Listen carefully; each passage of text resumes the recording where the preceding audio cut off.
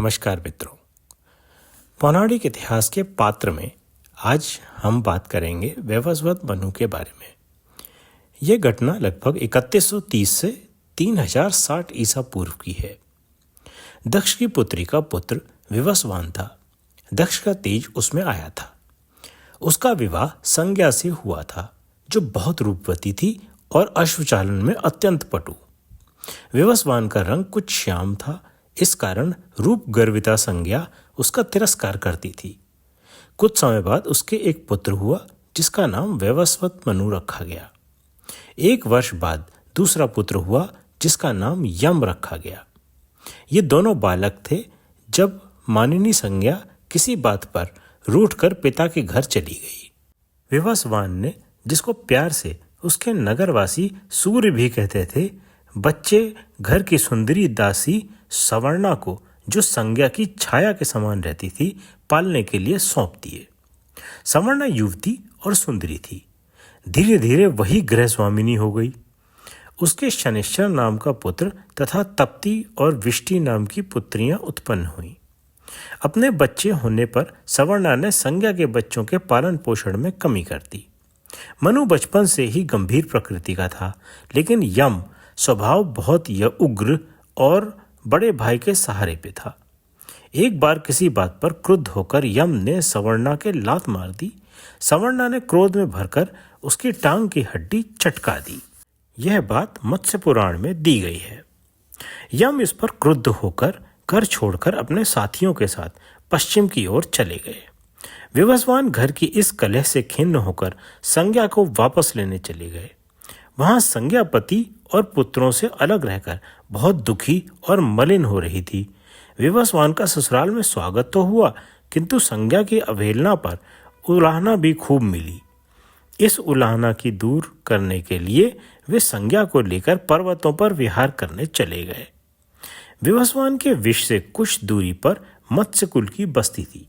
मत्स्यकुल के लिए जल और थल एक समान था। जल में रहने वे मछलियों से होड़ लगा लेते थे। वे प्रसिद्ध नाविक थे, बड़ी बड़ी नावें बनाते थे और उनमें दूर दूर तक यात्रा करते थे। पणिजन और असुर इनकी नौकाओं पर समुद्री व्यापार करते थे। इन्हें जीतकर उन लोगों ने अपना दास बना लिया था। मनु संतानों से पणिजनों की लड़ाई में मत्स्यकुल का नाश हो गया था। जो 2-4 युवक बचे थे, वे वैवस मनु के साथ उसकी छाया के समान लगे रहते थे। संसार में समय समय पर प्रलय आता रहा है। जल प्लावन कई बार हुआ है। 3102 ईस्वा पूर्व की बाढ़ महाप्रलय थी। विश्व के सभी देशों के प्राचीन साहित्य में इसका वर्णन है। सरस्वती घाट पर जब घनघोर बारिश के आसार नजर आने लगे, तो मनु के साथी मत्स्यों का माथा ठनका। उन्होंने विशाल नाव बनानी आरंभ कर दी। वैवस्वत मनु और उसके साथी ऐसी वर्षाओं से अनभिज्ञ थे, किंतु मत्स्यों ने उन्हें राह दिखाई। उनकी सलाह के अनुसार मनु संतानों ने भोजन इकट्ठा करना शुरू कर दिया। अंततः वह दिन आ गया जब पानी चढ़ना शुरू हो गया और नदी का बहाव उल्टा हो गया। मनु और उसके साथियों ने सप्ताह भर का खाने का सामान और अन्य आवश्यक वस्तुएं नाव पर लादी और उसे उत्तर की ओर खेना प्रारंभ कर दिया। वे जानते थे कि उत्तर में पर्वत श्रेणियां हैं, जहां पानी से निस्तारा मिल जाएगा। छोटी छोटी पहाड़ियां जल में डूबती जा रही थीं। कुछ दिनों बाद उन्हें एक ऊंचा पठार दिखाई दिया, जिसके सहारे एक चोटी से उन्होंने अपनी नौका बांध दी। उस स्थान का नाम नौका बंधन पड़ा। शायद आज का नाहन शिवालिक हिमालय में बसी पुरानी सिरमौर राज्य की राजधानी। मनु कुछ दिनों तक नौका बंधन पर रुका रहा, जब तक कि वर्षा नहीं रुकी और पानी उतरना नहीं शुरू हुआ। समतल पर तो अभी भी पानी भरा था, मगर उत्तर में ऊंची भूमि या हरी भरी घाटियां थीं। मनु उस ओर उतर गया। यह गंधर्व राज्य था। यहाँ का राजा प्रलय से समझ चुका था। उसने मनु को अपनी रीत्यानुसार स्वागत किया और उसे अपने घर में ठहराया। उस समय अतिथि को देवता के समान समझा जाता था। उनका हर प्रकार से सेवा सत्कार किया जाता था। गंधर्व राज के साथ रहते रहते मनु को उनकी पुत्री श्रद्धा से प्रेम हो गया। दोनों ने विवाह कर लिया। कुछ ही दिनों में उसकी टूटन दूर हो गई और वह नए ओज से भर गया। उसे समाचार मिल रहे थे अनेक जनजातियों के नगर राज्य समाप्त हो गए थे, लेकिन इक्के दुक्के आदमी जल प्रलय से बचे रह गए थे। वे सब साथ रह रहे थे, एक दूसरे की बातें सीख रहे थे। मनु उनका नेता बन गया। हिमालय का मध्य भाग यक्ष प्रजाति के विभिन्न कुलों से भरा पड़ा था।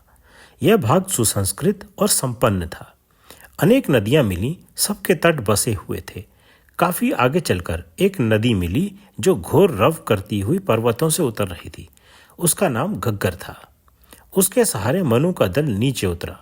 पानी बह गया था, भूमि निकल आई। नदी का नाम मनु ने सरयू नदी रखा और उसके किनारे अपना नया नगर बसाया, जिसका नाम अयोध्या पड़ा। वैवस्वत मनु सप्तम मनु था जिसने नया नगर बसाया था। उसका नगर देव प्रजाति या मनु पुत्रों या यक्ष, गंधर्व आदि या नाग प्रजाति के कुलों का नहीं था, क्योंकि उसमें सब कुलों के व्यक्ति सम्मिलित थे। वे मनु के ऊपर मानव कहलाए। भविष्य इसी मानव कुल के हाथ में था, जो सब कुलों का सार संग्रह था। इस प्रकार सप्तम मनु पर मनुओं की श्रृंखला भारत में समाप्त हुई। अयोध्या उस समय का पूर्व का सबसे पहला नगर हो गया। मनु की सबसे बड़ी पुत्री इला थी और 9 अन्य पुत्र थे। मानवों में और जनजातियों के लोग भी आकर मिल रहे थे। अयोध्या के आसपास छोटी छोटी बस्तियां स्थापित हो रही थीं। मानव कुल फैलने लगा था, किंतु वह पुरानी बात नहीं आ रही थी। अनेक कुलों के मिलने से एक प्रकार की वर्ण संकरता फैल रही थी। मनु परेशान हो उठा। उसे कुछ करना था। सबसे पहले उसने यज्ञ के प्रचलन पर जोर दिया। इस समय तक इतना काल बीत चुका था कि नवयुवकों और मानवों को, नई भर्ती वाली जनजातियों को इंद्र, अग्नि आदि के नाम और काम नहीं पता थे। यज्ञ में देवों की पूजा आरंभ की गई। साथ ही पुरखे जैसे स्वयंभू मनु, ध्रुव, पृथु आदि उन्हें पितृ मानकर उनकी भी पूजा की जाने लगी। फिर उसने समाज का यह नियम बनाया कि एक निश्चित अवस्था तक सब बालक बालिकाएं गुरु के आश्रम में रहकर विद्या ग्रहण करें। तत्पश्चात वे विवाह करके समाज के प्रति अपने अन्य दायित्व पूरे करें। कुछ साल पहले तारका में युद्ध हुआ था, जिसमें देवों की जान पर बन पड़ी थी। सारे देव युद्ध में व्यस्त हो गए थे और भोजन के टोटे पड़ गए थे। खेती करने को कोई नहीं बचा था। मनु का क्रांतिकारी सुझाव था कि नगर की रक्षा करने के समय ही उनके भोजन की समस्या की पूर्ति भी उतनी ही आवश्यक है। इसलिए नगर में कुछ ऐसे विशेषज्ञ होने चाहिए जो युद्ध के समय की कृषि की पूरी देखभाल कर सकें। प्रलय ने मनु के नेतृत्व में अनेक कुलों की संस्कृतियों का सम्मिश्रण कर दिया, जिसने एक नई मानव संस्कृति को जन्म दिया। इसका अर्थ यह नहीं था कि विभिन्न कुलों की अलग अलग बस्तियां नहीं रही थीं। देव अमरावती में थे, गंधर्व सपालदक्ष में, यक्ष अलका में। यही नहीं, सारे भारत में कुछ दूरी पर असंख्य जनजातियां फैली पड़ी थीं। तभी यह कहावत चली कि हर 2.5 कोस पर बोली बदल जाती है। साथ ही बड़े बड़े धनी राज्य भी थे। अनेक नाग राज्य थे, असुर राज्य थे और महान यक्ष साम्राज्य हिमालय की तलहटी में फैला पड़ा था। प्रलय के कारण मनु संतानों से बिल्कुल देवों का संबंध विच्छेद सा हो गया था, सो उनका पलड़ा आकाश की ओर जा रहा था। नारद कुल के अनेक सदस्य उनकी खोज खबर लेने भेजे गए। आखिरकार उन्होंने वैवस्वत मनु के अयोध्या को ढूंढ निकाला। जो मनु पुत्रों के छोटे दल इधर उधर भटक रहे थे, उन्हें भी अयोध्या की राह दिखा दी गई। नारद ने मनु से वार्तालाप किया और इंद्र को यह शुभ समाचार सुनाने के लिए विदा मांगी। मनु ने नारद को बताया कि किस प्रकार प्रलय के उपरांत अराजकता फैल गई है और रथ पर चलने में कठिनाई हो रही है। दिन प्रतिदिन उन्हें असभ्य कुलों के आक्रमण सहने पड़ रहे हैं। यदि इस समय कुछ और देव समतल भू पर बसने के लिए आ जाएं, तो वह समाज का विनियमन कर सकेगा। नारद ने जब मनु का संदेश इंद्र को सुनाया, तो वह महान कूटनीतिज्ञ तुरंत एक निश्चय पर पहुंच गया। देवलोक में 2 दल हो रहे थे। चंद्र से इंद्र को डर था। अब उसका बेटा बुध बाप का भी सवाया निकला और देव उसे नए इंद्र के रूप में देखने लगे थे। उन्होंने अगले दिन दरबार किया, जिसमें मनु कुलों की समस्या देवों के सामने रखी। उसमें तय किया गया कि बुद्ध के नेतृत्व में देव साहसिकों का दल मनु की सहायता करने जाए। आजकल इतिहासक मानने लगे हैं कि सुमेरु से देवों ने 2 धाराओं में भारत में प्रवेश किया। बुद्ध अयोध्या अपने साथियों के साथ पहुंचा। होनहार युवक पर मुग्ध होकर मनु ने अपनी इकलौती बड़ी पुत्री इला का उसके साथ विवाह कर दिया। वैवस्वत मनु के 9 पुत्रों से मानवों का सूर्यवंश चला और बुद्ध इला से चंद्रवंश। तीसरा वंश अग्निवंश तब आरंभ हुआ जब आबू पर्वत पर यज्ञ करके अन्य जनजातियों कुलों को मानव शासक वर्ग में स्थान दिया गया। प्रलय ने मनु कुलों की परिस्थितियों में बहुत अंतर ला दिया था। प्रारंभ में नागों के बड़े बड़े साम्राज्य थे, फिर असुर प्रबल हो गए, उन्होंने भी साम्राज्य स्थापित किए। तब देवकुल ने शक्ति पकड़ी, उन्होंने भी अपना विस्तार आरंभ किया। धीरे धीरे इन सब सभ्यताओं में अंतर्मिलन बढ़ा, एक दूसरे की रीतियां अपनाई जाने लगीं। देव भी अंतर्मुक्त हुए और पूजन विधि भी। धीरे धीरे देव और उनके मनुकुल प्रबल हो उठे। पुरानी जातियों का दृष्टिकोण उनके प्रति आदर का हो उठा था, किंतु प्रलय ने स्थिति पलट दी। मुट्ठी भर मानव बिखर गए, नष्ट हो गए। पुरानी जातियां असंख्य थीं, प्रलय ने उनको भी लपेटा, फिर भी वे अगणित बचे रहे। दुर्बल मानवों को देखकर उन्होंने अपना दृष्टिकोण बदल डाला। यक्ष पहले जैसे मित्र नहीं रहे, फिर भी उनका कोई चिंता नहीं थी। उनके बंधु रक्ष, जो पहले रक्षक होने के कारण राक्षस कहलाने लगे थे, अधिक भयंकर हो उठे। जो पहले के रक्षक थे वे भक्षक बन बैठे। यक्ष का अर्थ भयानक माना जाने लगा और राक्षस तो असुर से भी अधिक घृणित माने जाने लगे। मनु को इस परिस्थिति का भली भांति ज्ञान था। वह इस परिस्थिति पर गंभीर मनन कर रहा था। उसने प्रण लिया कि वह सभी दस्युओं के दिल दहलाने और मानव भीषण प्रतिकार लेने के लिए तैयार होंगे। दिन प्रतिदिन की हत्याएं मिटेंगी और मानवों की नगरी पर आक्रमण करने से पहले कोई भी दस्यु 100 बार सोचेगा। वह निशंस हो उठा था, चारों ओर अभियान करने और शवों के ढेर लगाने के लिए तैयार था। एक पखवाड़े के अंदर ही उसने यह सब कर दिखाया। दूर दूर तक की भू से दस्यु का नामो निशान मिटा दिया। बस उसने अपनी नीति में एक परिवर्तन किया। सब नगरवासियों को मारने के स्थान पर उसने अधिकार करने के बाद शेष को दास बनाना आरंभ कर दिया। जब मानव अभियान से लौटे तो साथ में अपने से कई गुना बंदी ले आए थे।